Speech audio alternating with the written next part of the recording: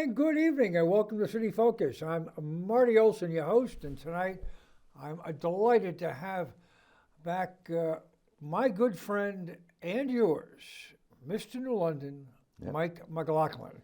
Well, I've got to say one thing, Marty, okay?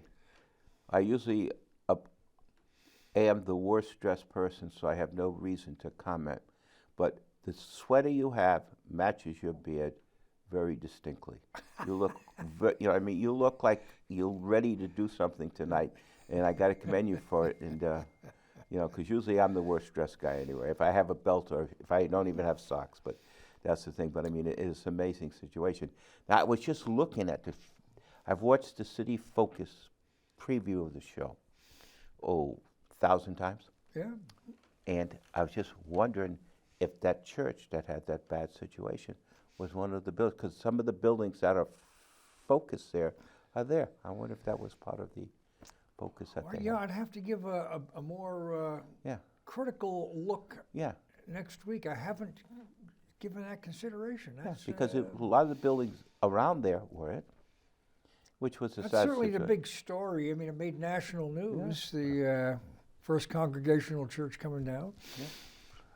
I have to say that I was surprised that and disappointed at how quickly they moved to A, take it down, and B, clear the site, in that, and the mayor creating a self-fulfilling prophecy where he's in the paper a day after. We'll never know what happened.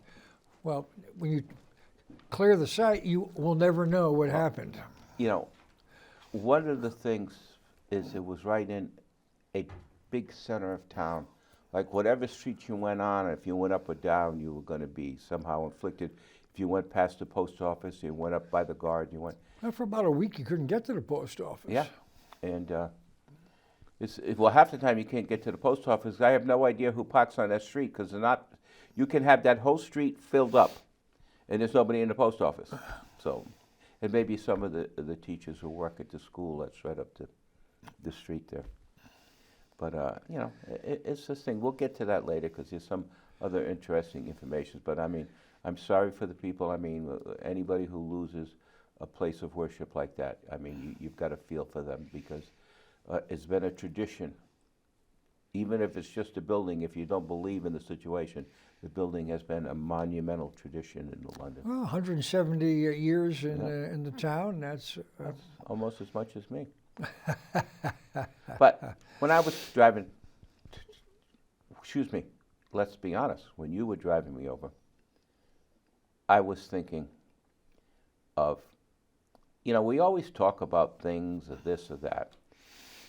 And let's do a little sports to start because maybe some of the sports people are watching tonight because there's not really too much on because the Super Bowl, which I'm sure we'll talk about later on, is Sunday, is who were the 10 best basketball players who ever played for New London High School. And that goes back to a high school in New London if you count Buckley too. And you can correct me if I'm wrong because I'll give you some of that. On team 2. So now we're down to number 20. No, 5 and 5. Oh, I I thought you were to going to 20. go 10 and 10. I don't waste that much of your time. Would be the two guys would be Bob Simone and Donnie Burns. Donnie Burns played on some England championship. Bob Simone was just the first unbelievable player that I saw. The center would obviously be Matt Rollins. One of the forwards would be Gary Lancaster Jr. And the other forward would be Troy McKelvin, who was masterful at all the sports. But he played a game in a state championship up at UConn where they just were unbelievably underdogs. He took over as point guard when he was a sophomore and did everything. The 5 best, is Albert Chaney, who was just out of this world. I remember he scored 52 points. The other was Robbie Saunders, who was basically in Lancaster, who scored over 50 points, played for Providence. You got Tyson Wheeler, who was as unbelievable as you could get. You got Chris Dunn, who, enough said. And the center is a guy who I used to watch as a kid all the time. led New London to 2 New England championships at Quimby. I mean, you take those guys are as good. Those first 5 or even the top 10 are as good as anybody you want to put in any type of city, New Haven, Hartford, any place like that. And you've left out guys like Oh yeah. John Delagrange. Oh, John Delagrange was superior. He won the game by himself when they beat Warren Harding, and Warren Harding had 2 pro players and another guy, because they only had like young Foy and other players who played soccer or something like that, and they won that. That was James O'Neill and Mike Piniella, who coached that team, with John Delagrange. He just looked at Warren Harding that night, and that was the end of the game. And he was superior. But when you think of, everybody says, well, why do you pick Rollins? Because Rollins won 49 out of 50 games when he played for New London. Okay, the only game they lost was in a great tournament in Hartford called the Doc Curley. But usually a Hartford team wins that tournament, so they had, But he was immense. I was up at Hartford. I was up at Hartford Weaver. Yeah. Within the last 10 years, and New London won that up there. Yeah. But I mean, Hartford Weaver has the worst teams now, because I think you only go there 2 years, your last 2. Well, it's a consolidated school. Yeah, it's up terrible. at Hartford, things have really changed Well, radically. schools have come into this new thing called magnet schools, where we have all of this other stuff. And there's some merit to it, there's some merit not to it. But Hartford Weaver, when they would play New London, and Johnny Lee played for Hartford Weaver, and he made all-state basketball, football, and baseball. Hartford Public would come down to play New London. Hartford Buckley, which doesn't exist because they had most of the Italians go to Hartford Buckley when South Catholic opened, it went. I mean, I can name you guys that played for those teams that were like unbelievable players, and they always were involved in New England, because Connecticut was always involved in New England as I was playing in Boston. And well, Weaver and Hartford High, Wilbercross and Hill House were without a doubt. perennially state powerhouses. Oh, and then, Hill House. Bridgeport Central and some other would come in. larger city schools would kind of ebb and flow. But the the 4 I mentioned at the top are always Oh, those 4, yes. always at Wilbercross. the top. I mean, Bob Simone played against Wilbercross in the game New London had to win in New Haven in the finals of the tournament to see the double L tournament winner went. And they lost by a point, okay? And Simone was out of this world. But they had guys playing for Wilbercross that went on. Dami Perno, who went on to play, played all of these different guys who played for UConn, played for all of these different colleges. And it was an unbelievable game, because Simone was as good as anybody I've ever seen play basketball. I mean, he was about 5'11". He could jump, he could shoot, and he was afraid of nothing. When he played at the old gym, which is now with the junior, he was unbelievable. Shoot from that corner, forget it. They had no threes, none thing like that. He was a great player, and I always remember him. And he went to Providence. It just didn't work out for him. For Simone. Yeah, because I remember Judge Santinello, everybody who was any good from around here he would send to Holy Cross. And Bobby didn't go. He went to Providence. Because a guy... Now, was he in the era when Cousy and Heinsohn were at Holy Cross? No. Bobby Simone? Yeah. No. But Cousy and Heinsohn were in the late 50s there. Because I remember when I could tell you, it was the late 50s because I was 10 years old. And the O'Neills were related to Judge Santinello, who became a state Supreme Court justice, but was the local. And he brought Bob Cousy from Holy Cross and Bill Sharman, who was his partner at the Celtics, down to his house to show us how to play basketball. And it was unbelievable watching Bob Cousy. And, but that's the whole situation. I mean, things used to be, sports used to be here like a lightning rod. I mean, people don't remember the old players. They don't remember people like Billy Butchka, who was our single wing tailback in New London. He was a terrific back.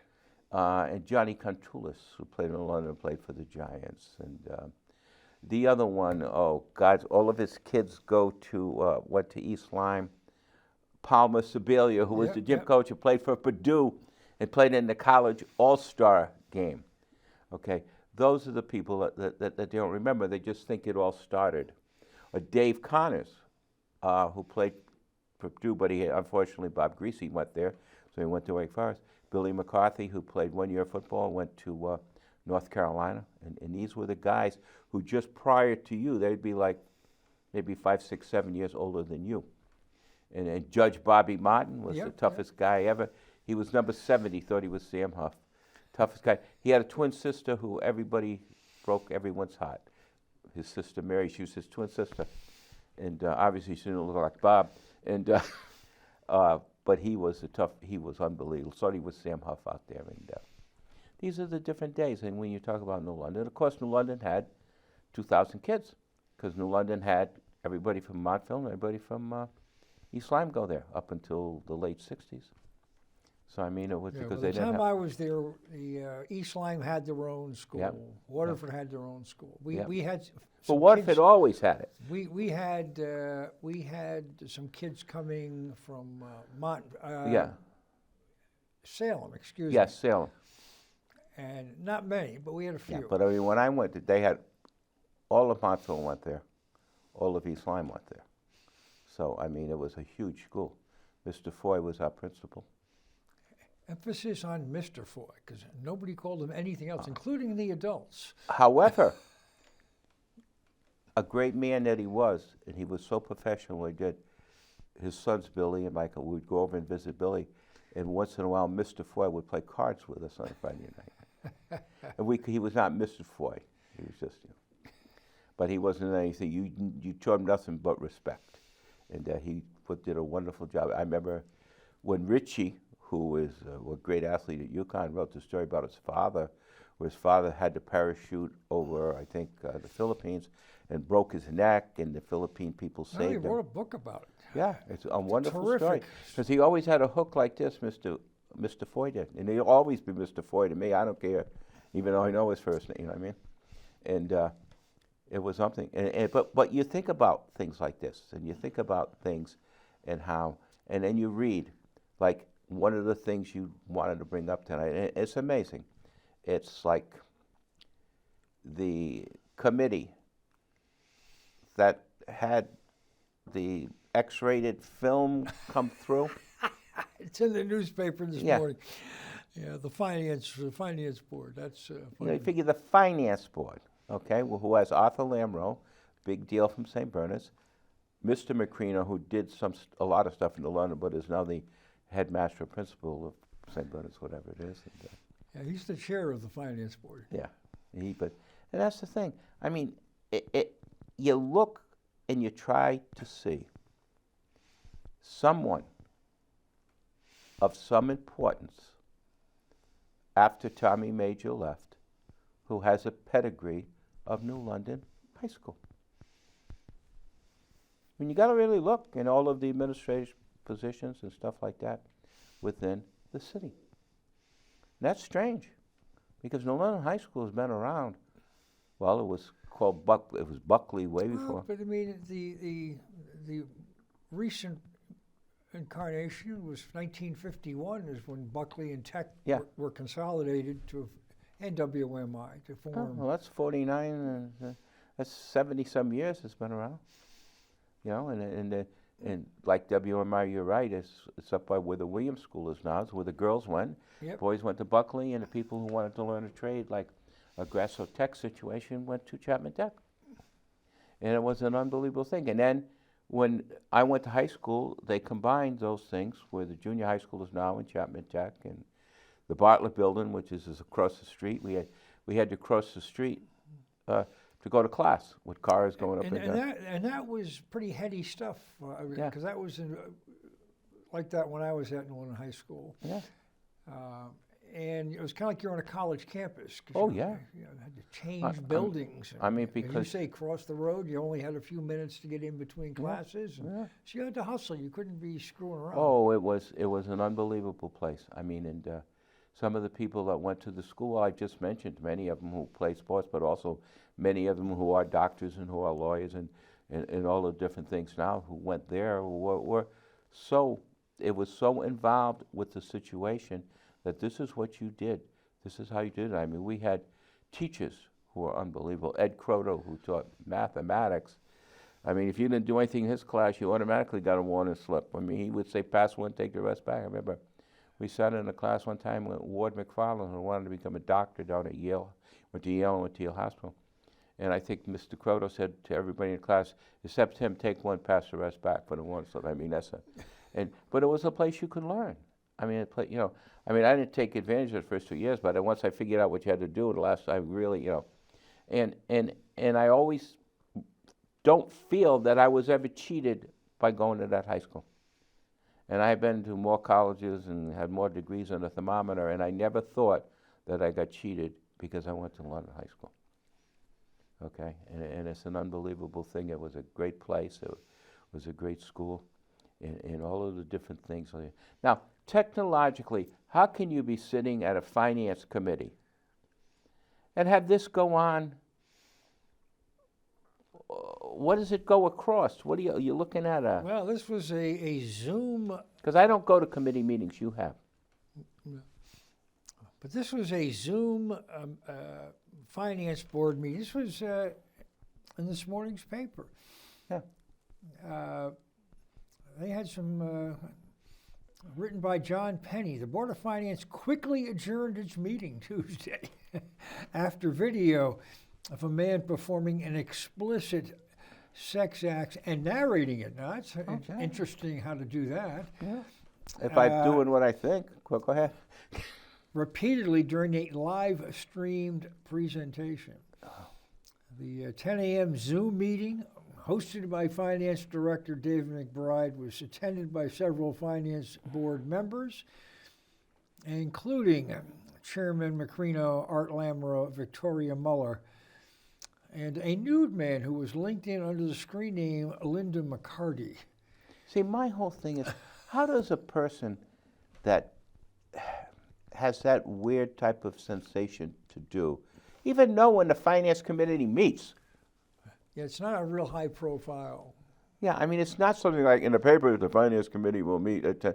So, they still do it. It's a crazy situation.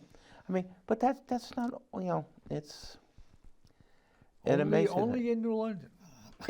But it gives the appearance of that. Okay, now I'm sure some of these things go on in some of the other cities. Okay, but the day grabs that so fast.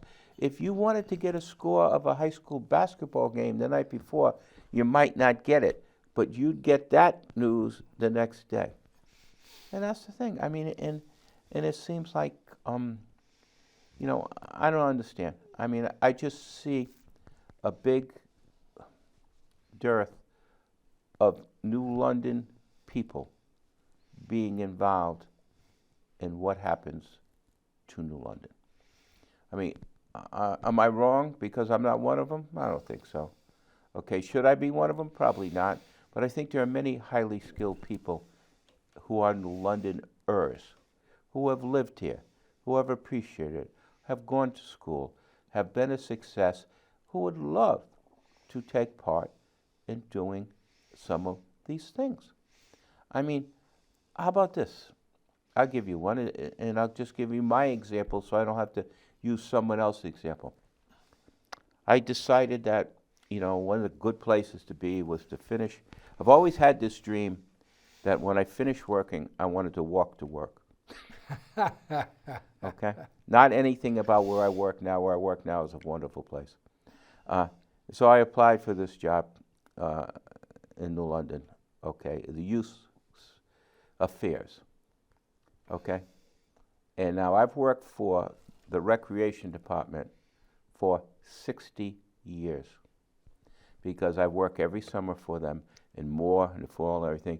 And I started as a scorekeeper for Herb Moran at Bates Woods, so I got to know Mickey the monkey as good as you could go.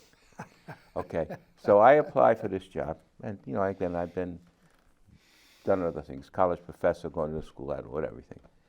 And they write me in. I don't even get an interview. It says, it's nice the experience you have, but we're not going to give you an interview. Now, they got to know that me being on the radio, me being fortunate enough to be on your show, that I'm going to say about it somewhere. You know what I mean? I mean, it's, if there's nothing else boring, I will talk about. And I said, what am I going to do? And I look, and I see there's a personnel advisory committee. And who's on it but a next-door neighbor to John Russell and to my mother is Mr. Earl Wilson. So, Mr. Earl Wilson, if you're watching, you're going to get a call tomorrow or a letter and see what it is. But no, I mean, all I ever wanted to do was help the New London kids because I was one of them. And was I the superstar as an athlete?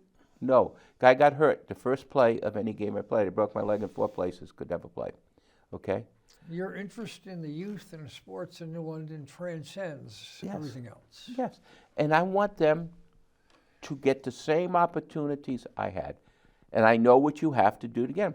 Like when Roger Bidwell blessed me to work with him, we took kids who couldn't go any place. Every point, they ended up going to Brandeis. They ended up going to Cornell. Because once you get them started, it becomes insatiable for them what they want to do. It's not hard to get them started. You know what I mean? And this is what I want to do for the city of New London. And I can write letters to the superintendent and everybody else, and I don't even get answers. And not that that's why I'm on the show tonight. That's not what it is. But what I'm trying to make, the point that you're trying to make is sometimes maybe if we put a little more New London into the city to run it, okay, like we used to. I remember when you were mayor, even if you weren't elected, okay, with the city, it was a viable thing that you were interested in what it was, okay, and all the different other people. It doesn't have to be an elected situation. We had a city manager then, okay, and I don't know why we ever went away from that, okay, but we did, okay, and other people would be mayors and they'd be active and they'd be on looking at things and promoting the city and doing all kinds of other things than And I don't see it. I mean, I look at our education system, and I'll be honest, as ignorant as I am, I don't know who if I went to the principal high school, New London High School tomorrow, I wouldn't know who the principal was. Well, I can't say that. I know who the principal is. Yeah. Okay. Well, who is it? So you can tell me. Mr. McMahon. He's a nice guy. He probably is a nice guy, but is he from New London? I don't know where he lives, to be honest with you. No, not where he lives. Is he from New London?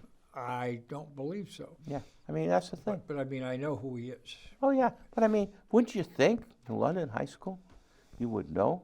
Who's the principal of Benny Dover? I'm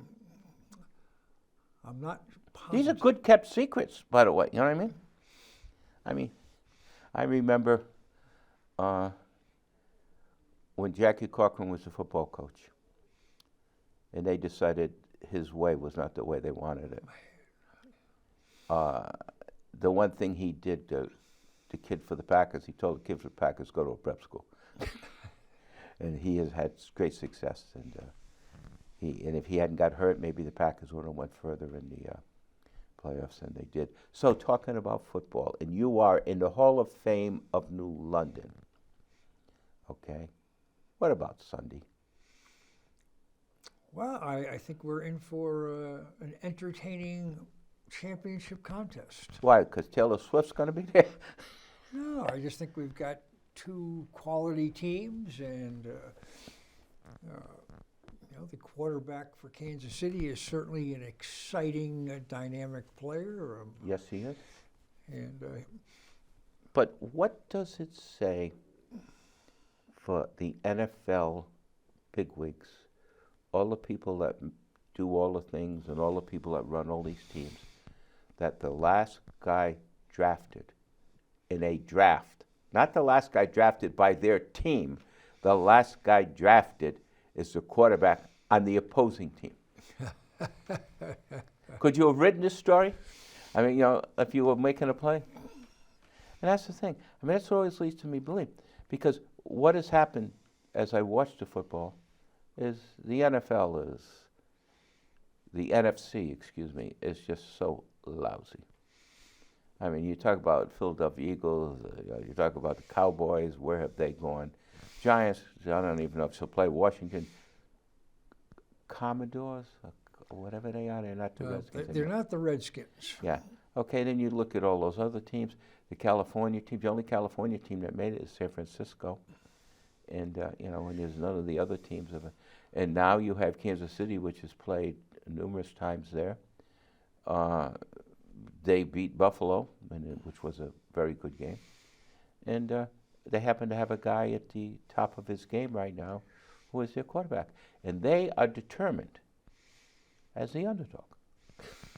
Well, I mean, as a longtime fan of the Patriots, I mean, Yes. and that goes back to the Fenway Park days. And, Oh, yes. Harvard Stadium. Bill Nance. And and they have won 6 Super Bowls. They've been in 10, Yeah. 10 or 11. Yeah. I mean, the two teams that are in are both starting to creep up on the Patriots' success. Yeah, but San Francisco, when they won, was many years ago. Yeah, they had When Doug Dubose of Montville came over injury to make their team, when Roger Craig was around. They haven't run recently.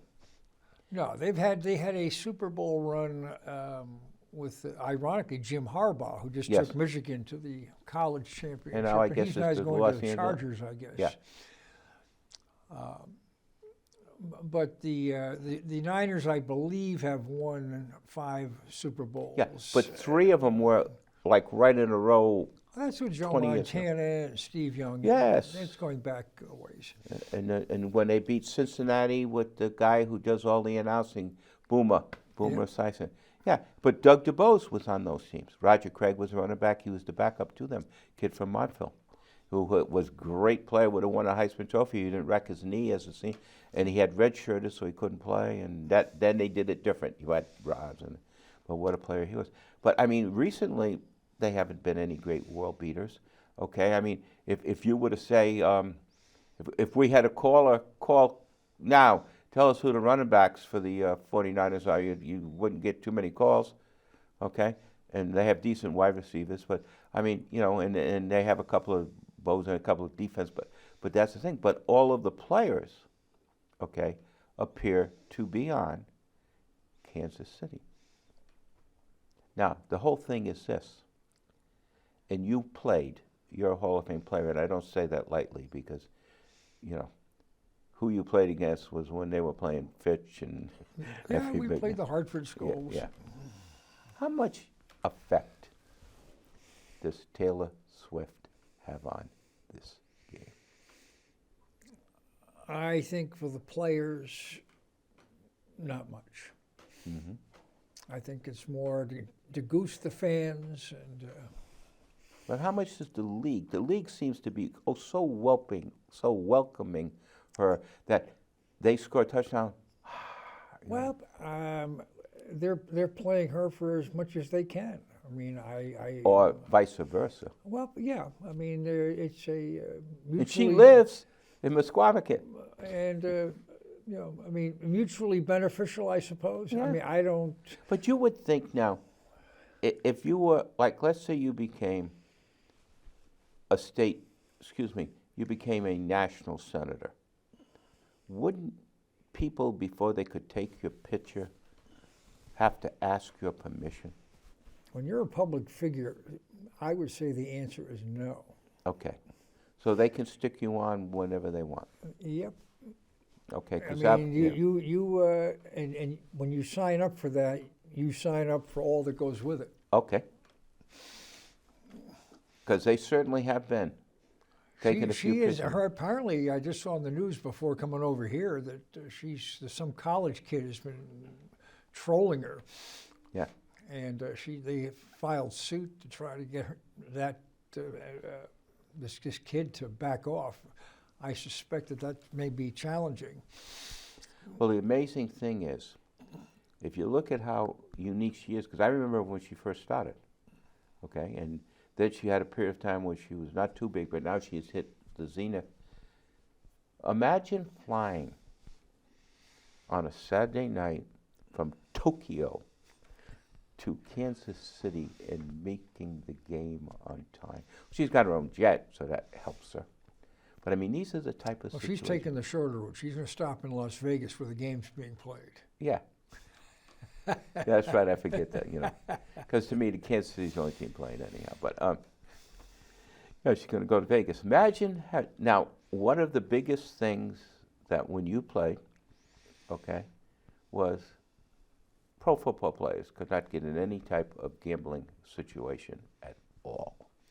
And now the Super Bowl is being played in Las Vegas, and the sponsors on all the regular season games are these betting groups. It's amazing how society has changed. I mean, listen, when we were coming through in the early 60s, Paul Hornung and Alex Karras were suspended for... Two great players, by the way. Yeah, they weren't, taxi squad guys. These were, all pros. Yeah.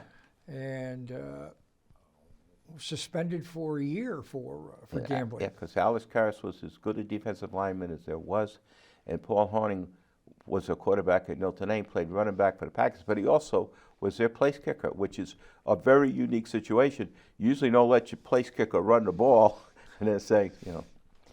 And he was, like you said, but now, so, could it possibly be if Mohegan Sun built a football stadium, they could host a Super Bowl? If they did it in cahoots with Foxwoods, if they ever do anything together, they could probably build one. It's again, when we were coming through, as kids, gambling was kind of like one of these.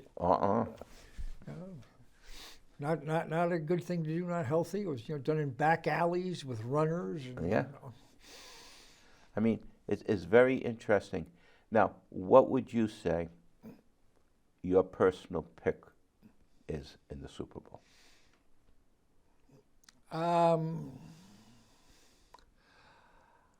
I'm going to pick a tie, and the overtimes will go on forever. Yep. So when we come back next week, they'll still be playing. So you'll be able to do it. But prior to that, who would you pick? Do San Francisco win? Do they cover, or do they not cover? Because there's three ways that this game goes. I don't even know what the line is. 2.5. 2.5? San Francisco favored. It's hard to go against the Chiefs. Yeah. That quarterback just and they finally is creative. Oh, he is, and his father was a very good baseball pitcher for the Yankees and the Mets, a relief pitcher. And but no, he is. He happens to be, and he's the cover boy, and he's everything that the league would like to be. Okay, and you would think that if you were Taylor Swift's agent, that of course he's happily married, whatever. But he would be the thing rather than Travis Kelce. Not that there's anything wrong with Travis Kelce, because he's but it's just. But who would?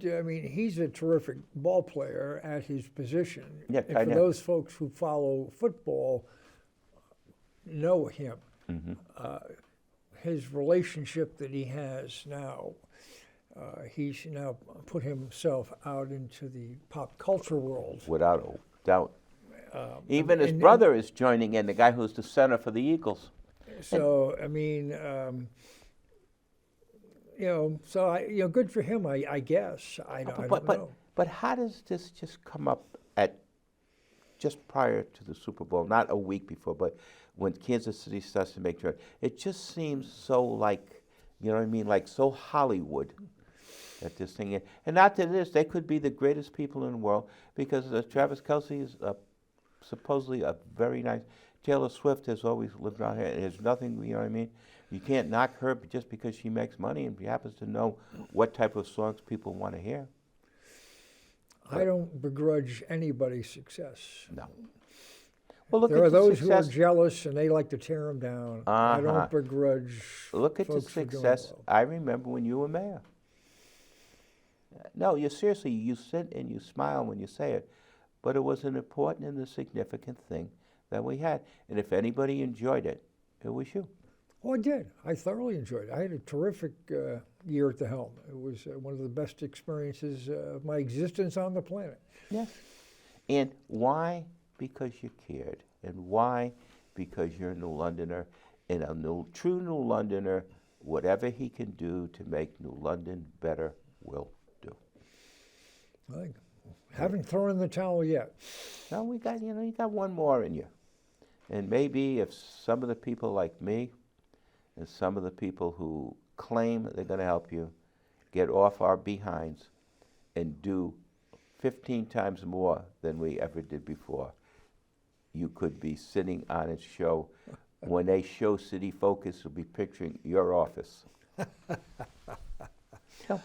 Well, we'll take it one day at a time. One thing, I mean, I'm flattered down at the store where I'm working at down over on Boston Post Road for Andy Grant. And from time to time, somebody will come in and reminisce and remember. And Isn't it great? It's flattering that people remember that I served. It's flattering that people even remember that I played football 50 years ago. Yeah, but see, the point of the whole thing is, it should not be remembered, it should be continued. That's what when you have something good, and if it's good enough for one to remember, why is it not continuing? Okay, now I can understand why you can't play football anymore, okay? You know what I mean? But politicians have a different age groups that they can become involved in. They have different physical activities that they don't have to do when you're in the middle of a line of scrimmage or something along those lines. And it's a very unique situation that when New London is a town crying for something, we don't cry to people who've been here. I think the most interesting thing in New London, and I think the lady is a fabulous lady, the lady from Groton, is that where we live, we don't have a representative from New London, we have a representative from Groton. The lady's a wonderful lady, she's a lawyer, I've talked to her, and she's so wonderful, okay, because when my daughter has a situation, she was very helpful to her, and so forth like that. And so I can't knock her that she's doing it. But I'm saying, if you look at where the tax base in New London is, would it be conceivable we had a representative from New London? Well, you would think so. I don't know why we don't have a representative. We're not that big anymore. We have a representative from the north end of the community, Coast Guard, from basically Waterford, Quaker Hill line down to, and this is no reflection on him. Roughly Plant Street, and then the rest of the south end of the city is tied in with Groton, which is peculiar. And Nolan does a fine. There's nobody's questioning that. You know what I mean? No. But you would just think, and the lady, believe me, the lady is fantastic. I mean, she's the only person I've seen that when she writes you a letter, she writes every agency and their number and everything on it that you can contact. I mean, she's fabulous in what she does. But in this vein, because it was in the paper, a lot of stuff in the paper this week. But our current mayor, I think he broke his arm. He wrote an op-ed that was in the paper on February 2nd. Okay, that was last Friday. I'll talk while you get your microphone. He wrote it last Friday because February 2nd was my brother's birthday. That's the only way I know it. And where he was patting himself on the back on overdrive on what a great job he's doing with the city. And I think it was,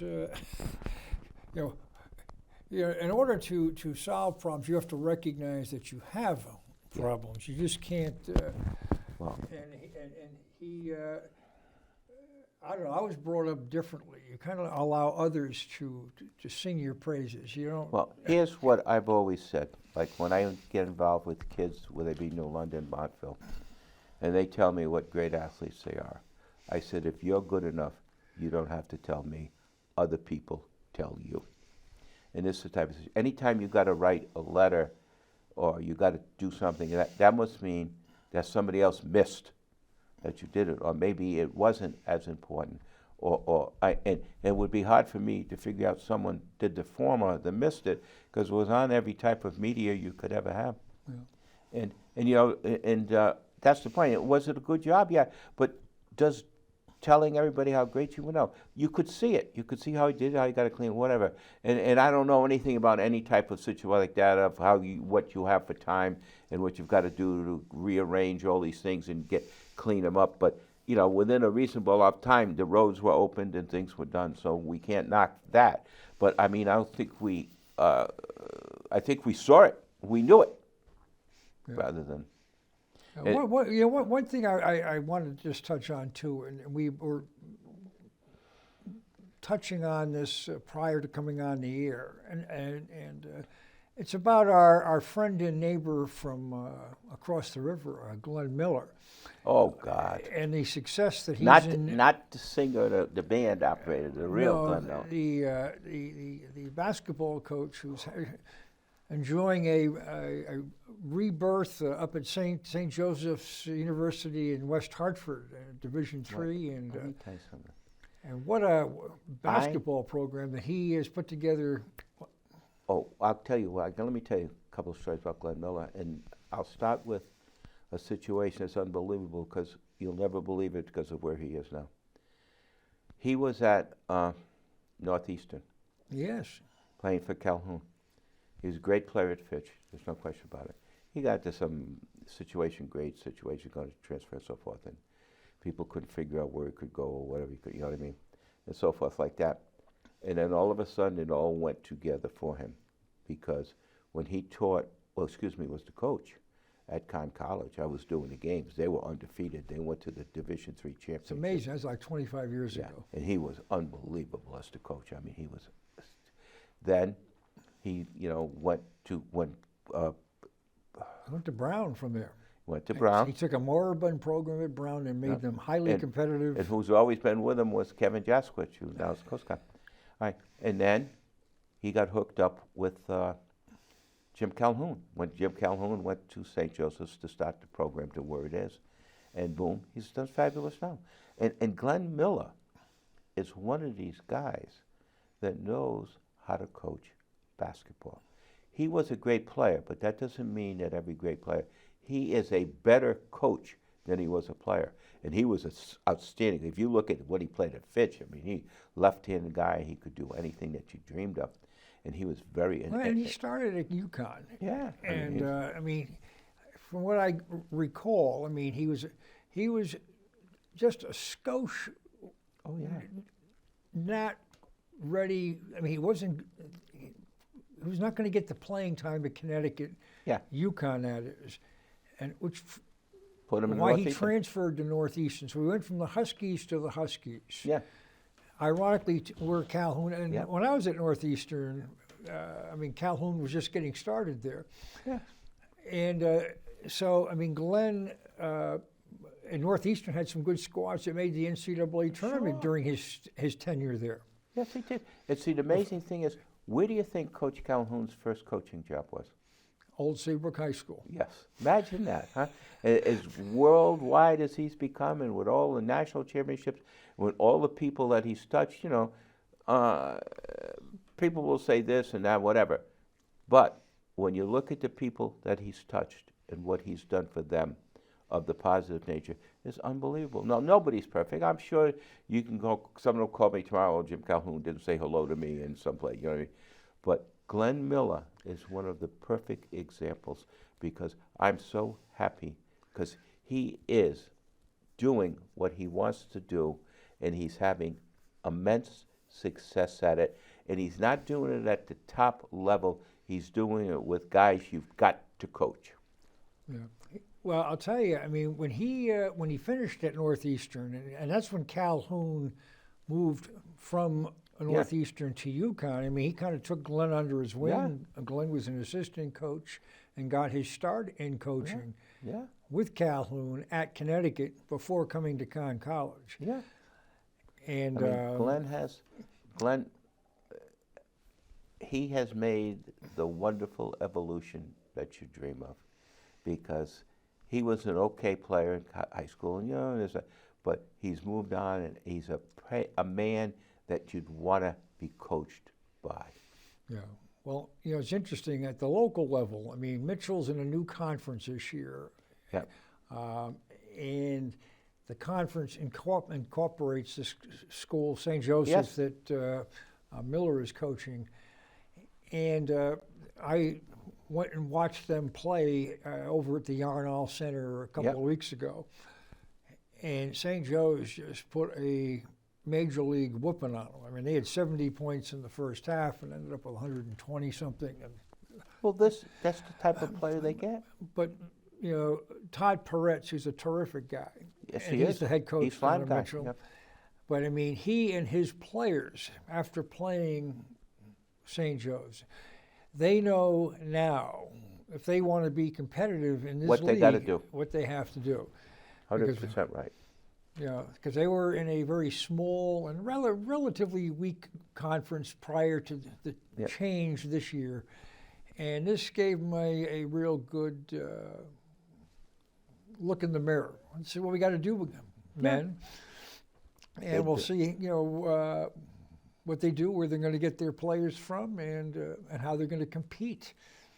Well, I think it will give them an opportunity for Todd to go out and look for players that are not just local or New England, to get another one to say, look, we play in this league.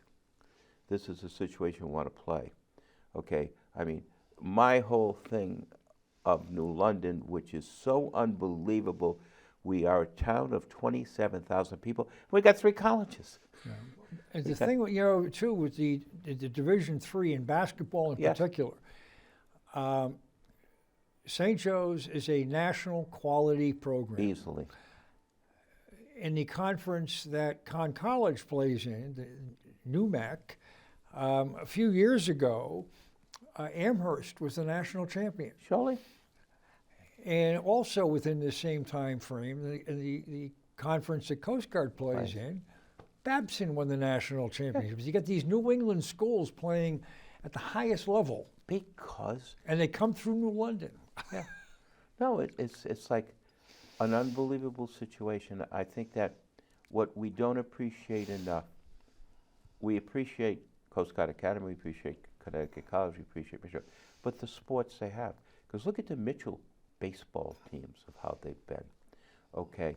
And, the Coast Guard track or wrestling or something along that line. And it's just that you don't have to drive 50, 60 miles to see some of the best sports that you'll have. You'll see competitive sports beyond belief when you see these teams play. Yeah. And that's Travis Bousselet is now the AD at Avery Point, built the Mitchell program from basically scratch. Did an absolutely marvelous. That whole new facility they've got down there, you could almost put it on Travis' back. I mean, he built the program. Travis, Conn College won a national soccer championship within the last few years. I mean, we've got good quality stuff happening right here in our backyard. Oh yes, we do, and that's what people don't really want to realize, because a game between Connecticut College and Coast Guard or Mitchell and any of those is a wonderful, because the kids know each other, kids want to play, and even the Coast Guard goes, they meet each other at G's. So, not to give him a plug, but Mr. G's, and this is the thing, and this is what we sometimes don't appreciate, okay?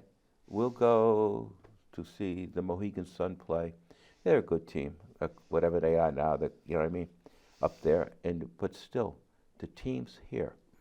And what I would love to do is get a radio station that would say to us, me and you, let's get some of these games, not this year, but from now on, when they're playing each other, when Mitchell is playing college or Mitchell is playing Coast Guard or Coast Guard's fight, because it's unbelievable, okay, how these kids are. Because these kids are a major part of our community.